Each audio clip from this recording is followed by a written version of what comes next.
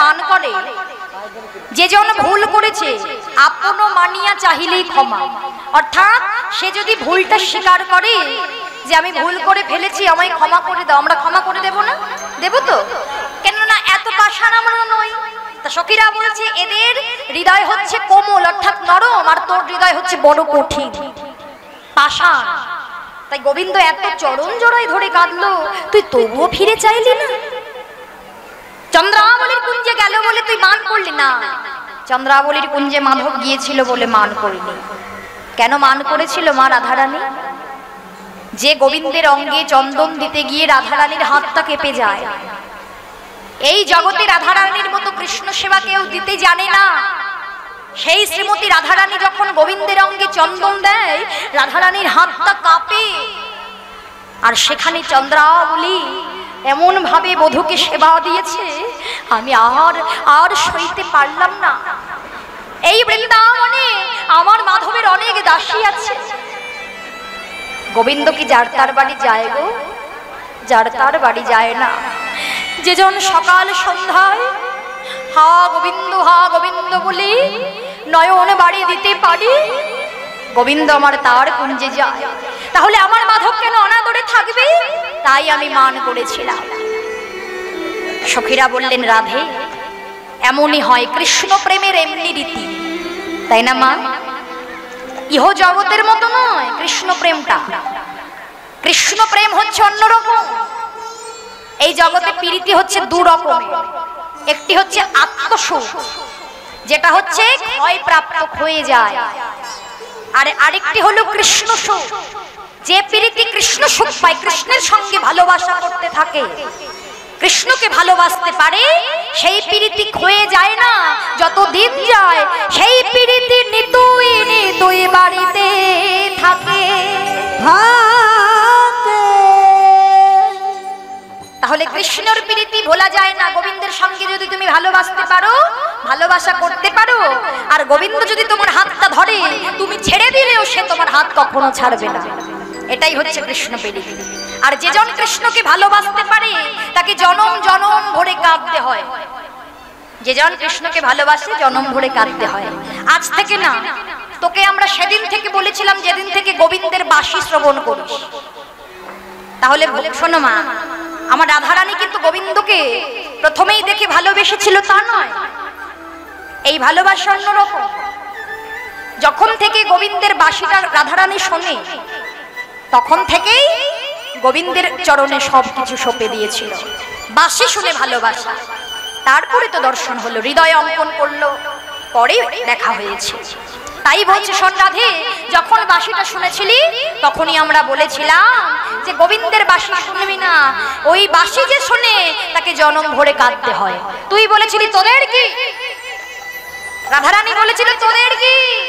আমি বাঁশি শুনবো, আমি রূপ ফেরিব, তাতে তোদের কি? তাহলে বোঝো এবার, ভুল করেছো, ভুলের মাসুল তোমাকেই দিতে হবে। সখীদের কথা শুনে রাধারানী বলছে, সখীরে আমি না হয় ভুল করেছি, তোরা আমায় একটু মিলিয়ে দিতে পারিস না? ও বাবা, মিলিয়ে দিতে হবে? তা মিলিয়ে দিলে কি দিবি? না এই যে গজমতি দেব, হার মূল্যবান গজমতি। বলছে গজমতি নেব না, আমরা কৃষ্ণ ভক্তি নেব। আশীর্বাদ কর যেন শ্যামকে এনে তোর সঙ্গে মিলিয়ে দিতে পারি। রাধারানী বললেন যাচ্ছিস যা, কিন্তু বধূর সঙ্গে আগে কথা বলবি না, আগে কথা বলবি না, বললে মানের গরব চলে যাবে। বেশ, তাহলে যাত্রা করি। এইবার বৃন্দাদুতি চললেন। বৃন্দাদুতি যখন চলেছে, আর এদিকে যেতে যেতে চলেছে গিরি কিনারে, গোষ্ঠ ক্ষেত্রে কোথাও পেল না। কোথায় পেল? যমুনা কোলে নিপহ মূলে, যমুনা কোলে নিপহ মূলে, পরিবহু বনমারি, শশী শেখর ধুলি ধূসর, কতহি প্যারি প্যারি, শশী শেখর ধুলি ধূসর, কতহি প্যারি প্যারি। আজকে যমুনা কুলি নিয়ে এসে দেখছে গোবিন্দ আমার পড়ে আছে। এবার গোবিন্দ যখন পড়ে আছে, নিতে এসেছে দুতি নিতে এসেছে। গোবিন্দকে দেখে তার প্রাণটা কাঁদছে। কেন? ওই যে গোবিন্দ পড়ে আছে, যমুনা পুলিনে পড়ে আছে, দেখে বড় কাঁদছে, কিন্তু কথা বলতে পারছে না। কেন? যে রাধারানী বলে দিয়েছে আগে কথা বলা যাবে না। এবার রাই যখন বলেছে, আদেশ করেছে, কথা বলা যাবে না, কিন্তু গোবিন্দ পড়ে আছে, গোবিন্দ জানবে কি করে দুতি এসেছে, তাই না মা? তাই রাধারানী কি করলেন? রাধারানীর কথা শুনে দুতি কথাও বললেন না, কিন্তু চরণে ছিল নূপুর, ওই নূপুর বাজিয়ে বাজিয়ে চলেছে। কেমন ভাবে? ঠমকি ঠমকি চলি যায় ও গয়ারে দুতি, ঠমকে ঠমকে চলে যায় ও গিয়ারে দুতি, ঠমকে ঠমকে চলে যায় গো গিয়ারে দুতি, ঠমকে ঠমকে চলে যায়। ঠমকি ঠমকি রমকি ঝামকি, ঠমকি ঠমকি রমকি ঝমকি, ঠমকি ঠমকি রমকি ঝমকি, ডাইনে বামেতে নাকি চায় চায় গো, ঠমকে যাই গো হরি হরি যায় ও গিয়ারে দুতি, ঠমকে ঠমকে চলে যায়। দুতি চলেছে রুনঝুনু নূপুরের ধ্বনি করে। গোবিন্দ চেয়ে দেখলেন দুতি চলেছে। গোবিন্দ দুতিকে দেখে ডাকছে, আই দুতি, দুতি, আরে ও দুতি। দুতি এসে বলছে, ডাকছো কেন শ্যাম? কি হয়েছে? অমন করে পিছু হতে কেউ ডাকে? পিছু হতে ডাকা ভালো নয়। কি হয়েছে বলবে বলো। ও দুতি, তোমাদের রাধারানীর মান ভাঙেনি? মান ভাঙা তো দূরের কথা, মানের মঞ্চ পেতে বসে আছে। গোবিন্দ চিন্তা করছে, এ যদি আমায় কেউ মেলাতে পারে, এ হচ্ছে সখীরা। সখীরাই একমাত্র পারে আমায় রায়ের সঙ্গে মিলিয়ে দিতে। একেবারে সোজা দুতির চরণ দুটি জড়ায় ধরে বলে, দুতি আমায় রায়ের সঙ্গে মিলিয়ে দাও, দুতি আমায় রায়ের। আয় শ্যাম, ছি ছি ছি ছি ছি ছি, চরণে হাত দিও না। এতক্ষণ যার পা ধরে কেঁদে এলে তার চরণ গিয়ে ধরে যাও, আমার চরণে হাত দিও না। কিছু কিছু মানুষ আছে একেবারে পায়ে হাত দিয়ে একেবারে পায়ে পড়ে যায়। এ তুমিও হচ্ছে তাদের মতো। তোমার স্বভাব এখনো পাল্টালো না। একদম হাত দেবে না বুঝি, একদম হাত দেবে না। দুতি একটু মিলিয়ে দাও, একটু মিলিয়ে দাও। ও মিলিয়ে দিতে হবে। কি বলছেন মায়েরা? মিলিয়ে দেব, মিলিয়ে দেব তো? হ্যাঁ, তো মিলিয়ে দিতে হবে রাধা গোবিন্দকে। তা দুতি বলছে, তাহলে আমি যা বলবো তোমায় তাই করতে হবে। এখন আছো তুমি পুরুষ, এবার তোমায় নারী সাজতে হবে। নারী, আজকে তোমায় বিদেশিনীর বেশে সাজতে হবে। ওমা, আমরা মালিনী বেশে মিলন শুনেছি সবাই, তাই তো? শুনেছেন তো? আজকে আমরা মালিনী নয়, আজকে আমরা বিদেশিনীর বেশে মিলন শুনি। হ্যাঁ, বিদেশিনী যারা ভালো গান করে, বৃন্দাবনে এমন বিদেশিনী থাকতো যারা ভালো গান করতে পারতো। মন খারাপ হলে তাদেরকে নিয়ে যেত সখীরা, রাধারানীকে গান শোনাতো। কেমন? আজকে আমরা বিদেশিনীর বেশে মিলন শুনি। তাই আজকে গোবিন্দকে বলছে তোমাকে বিদেশিনী সাজতে হবে। তা গোবিন্দ বলছে, তাহলে মনের মতো করে সাজিয়ে দাও। সুন্দর করে নারী বেশে সাজিয়েছে। নারী বেশে সাজিয়ে বলছে, শোনো শ্যাম, তুমি যেন রায়ের কাছে ধরা পড়ে যেও না। কেন? নারীদের যেমন স্বভাব, যেমন আচরণ, তোমাকে তেমন করতে হবে। কি করতে হবে বলো তো শ্যাম? নারীরা কোন পা আগে বাড়িয়ে হাঁটে? ওমা বলো, আমরা মায়েরা কোন পা আগে বাড়িয়ে হাঁটি? কোন পা? ডান পা। সর্বনাশ, আমরা বাম পা আগে বাড়িয়ে হাঁটি। মনে নেই যখন বউ হয়ে এসেছিলে বাম পাটা আগে বাড়াতে বললো? মনে নেই গো? সে কি কথা? বলে, সে তোমার অনেকদিন আগেকার কথা ভুলে গিয়েছি তো। হরি বল, হরি বল। আমা বাম পা আগে বাড়িয়ে হাঁটতে হয়, তাই তো? বেশ, বাম পা আগে বাড়াবে।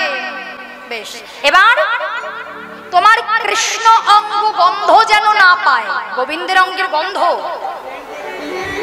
যেন না পায়, তার জন্য কি করতে হবে? ওই রাধারানীকে দেখে রাধারানীর কাছে ছুটে যেও না, পাশে যাওয়া যাবে না, তাহলে দূরে দূরে বসতে হবে। বেশ, আর ভালো ভালো গান শোনাবে। গোবিন্দ ভাবছে আমার রাই আর কার গান শুনবে? কৃষ্ণ গুণগানই শুনবে, সে না হয় দু আধখানা গাওয়া যায়।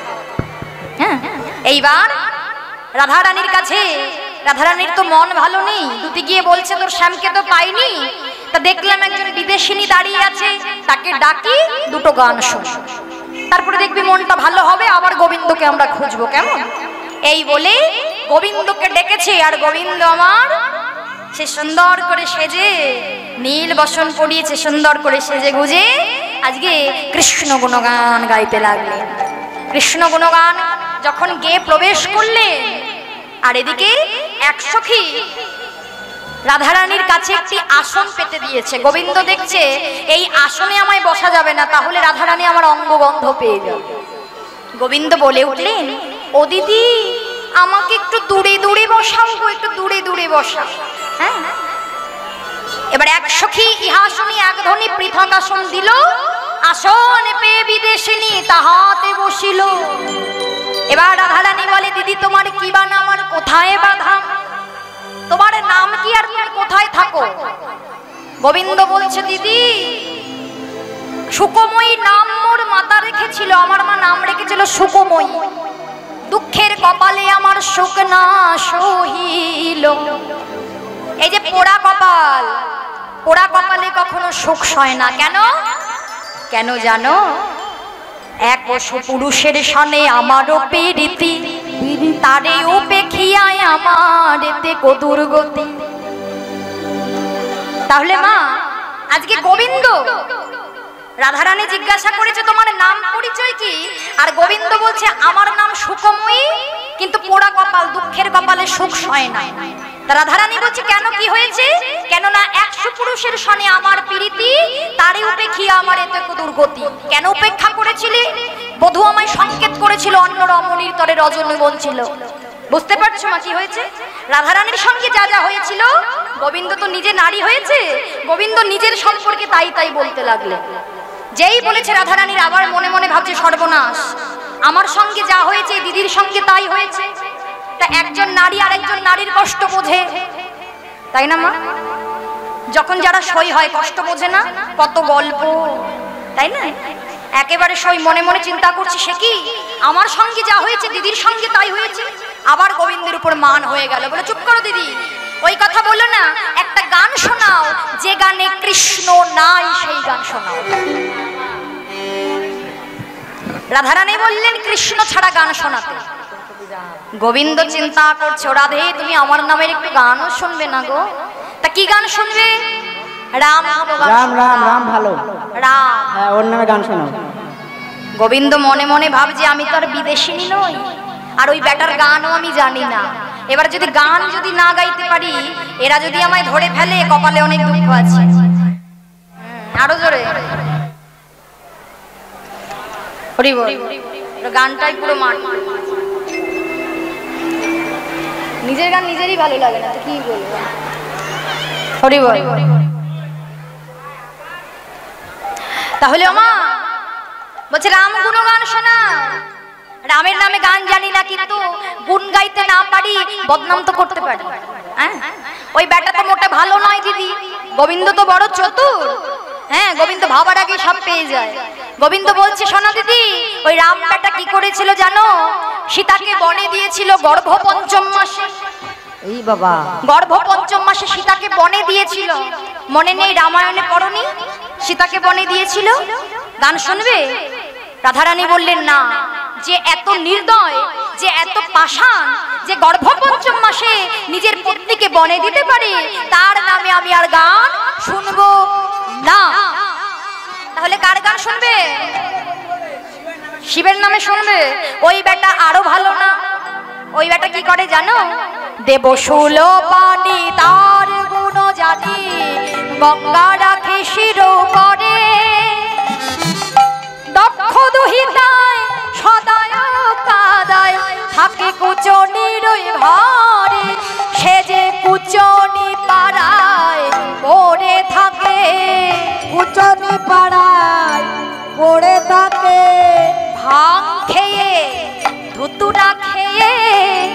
কুচনি পাড়ায় পড়ে থাকে ভাগ্যে এ ধুতরা খেয়ে শুধু কেবল সতীকে কাদা ভাঙ খেয়ে ধুতুরা খেয়ে ওগো শুধু কেবল সতীকে কাদা ভাঙ খেয়ে হৃদয় গৌর হরি হরি কেবল সতীকে দাও খেয়ে ধুতুরা খেয়ে ও সে কুচনি পাড়ায় পড়ে থাকে। যেই বলেছে ভাঙ খেয়ে ধুতুরা খেয়ে পড়ে থাকে, রাধারানী বললেন না না, ওই বেটার নামে তো আর গান শোনা যাবে না। আর শুনবো না গো, ভালো না। যে ভাঙ খেয়ে থাকে ধুতুরা খেয়ে থাকে গান শুনবেন? শুনবেন? বলছে না শুনবো না। রাধারানী বলছে শুনবো না। তাহলে কার গান শুনবে?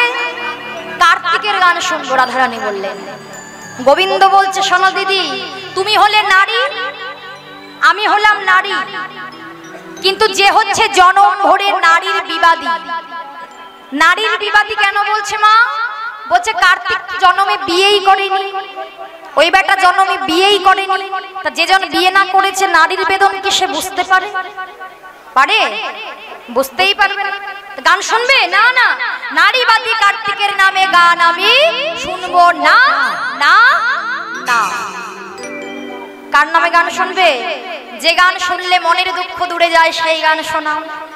এবার গোবিন্দ সুযোগ পেয়ে অমনি কৃষ্ণ গুণগান গাইতে লাগলেন। কৃষ্ণ কেশব কৃষ্ণ কেশব কৃষ্ণ কেশব ত্রাহি মাং রাম রাঘব রাম রাঘব রাম রাঘব রক্ষম হৃদয় গৌর হরি কেশব কৃষ্ণ কেশব ত্রাহি মাং রাম রাঘব রাম রাঘব রাম রাঘব রক্ষমা। কৃষ্ণ কেশব কৃষ্ণ কেশব কৃষ্ণ কেশব ত্রাহিমা রাম রাঘব রাম রাঘব রাম রাঘব রক্ষমা।